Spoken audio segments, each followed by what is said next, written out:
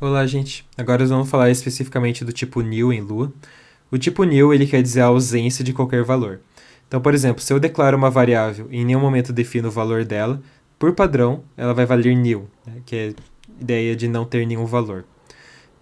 Outro exemplo é se eu crio uma função que não tem valor de retorno, mas eu tento fazer uma variável que vai receber o valor de retorno dela. Também, nesse caso, ela também vai valer nil. Vai fazer mais sentido explicando aqui pelo interpretador. Então, vou colocar aqui Lua 5.4. Nota que eu acabei de ligar o interpretador, então eu não tenho nenhuma variável definida. Então, por exemplo, se eu faço o print x, em nenhum momento eu falei qual é o valor de x. Então, se eu printar, vai ser nil. Daí, se agora eu venho x igual a 1, daí eu printo, ok, beleza. Agora ele vale 1. Então, eles... Nota que Lua tem esse comportamento esquisito, né? A maioria das linguagens, se eu tento printar x sem ter definido x, ele daria algum erro. Em Lua ele faz isso, ele dá o nil. Isso às vezes é bom, às vezes é ruim. Um dos principais problemas é, por exemplo, se você escreve errado, né? Então, sei lá, se eu tenho uma variável player igual a 1, por exemplo, e daí eu tento fazer alguma aritmética com isso. Tipo, eu tento fazer player, só que eu digitei errado. Por exemplo, não coloquei o A. Daí fiz aqui, player mais 1. Vamos tentar printar isso, né? Se eu tento dar print nisso, ele vai dar erro, só que o erro não é tanto que a variável não foi definida, ele vai dizer que ele tentou fazer aritmética num valor nil, que é esse player sem o A. Então a mensagem de erro às vezes não é tão útil. Então isso pode ser um pouco problemático. Um outro grande problema que vai ser explicado melhor mais à frente é que o nil ele conta como valor lógico falso. Então se eu faço algo tipo if y, que note, em nenhum momento eu defini y, então y é nil. Daí mais pra frente eu vou explicar a estrutura de condicional, mas a ideia é se, y, então, faça isso, vamos colocar um print A, por exemplo, só para testar. Caso contrário, né, else print B.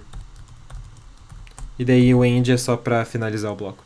Se eu fizer isso, como o y ele vale nil e nil conta como valor lógico falso, ele vai entrar no else e vai printar B. Isso pode ser um pouco ruim, porque às vezes você queria que esse y fosse ou true ou false, né? Em algum momento do seu código ele deveria ter sido definido como true e false. Mas ele não foi, e daí ele foi definido como nil. Daí você vai pensar que seu código está funcionando, é só que o y é sempre falso. Mas não é que ele é falso, ele é nil. Então tem que tomar um pouco de cuidado com isso, tá? E daí, como eu disse, um outro exemplo seria com retorno de função. Então, por exemplo, se eu venho aqui e defino uma função, de novo, não vou explicar tanto em detalhes que a gente vai falar mais de função para frente. Então, por exemplo, eu vou fazer uma função bem simples aqui, add, recebe dois argumentos e ela retorna a soma dos dois. Simples assim. Se eu faço algo tipo print add, ou melhor, se eu faço aqui z igual add 1, 2 e dou um print no z, beleza, ele soma dos dois. Agora, se eu mudar um pouco essa função, em vez dela retornar, ela printar a soma, então ela vai fazer print de x mais y. Só que agora eu faço isso, eu faço z igual add.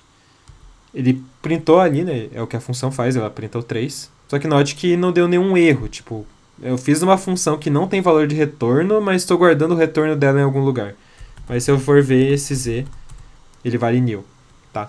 Então tem que tomar um pouco de cuidado nisso, porque às vezes as mensagens de erro não são muito úteis, dependendo do caso ele pode nem dar erro. Mas é assim que funciona o nil, tá? Ele tem algumas utilidades que vão ficar mais claras mais para frente, mas a principal é que eu posso chamar essa função add sem um parâmetro. Eu posso, por exemplo, chamar add de 1. E ela vai funcionar, e ela vai, por padrão, fazer com que o y vale nil. Então isso é útil quando você quer fazer funções que tenham valores padronizados, né? Eu posso chamar a função, não definir o y, mas o y, por padrão, ali na função, ele usa, por exemplo, 5, se eu não defino o valor dele. Então é útil para esse tipo de coisa e outras situações, tá? Mas o nil realmente ele pode, em alguns casos, trazer problemas na hora de programar. Então tomem cuidado com esses casos que eu falei aqui.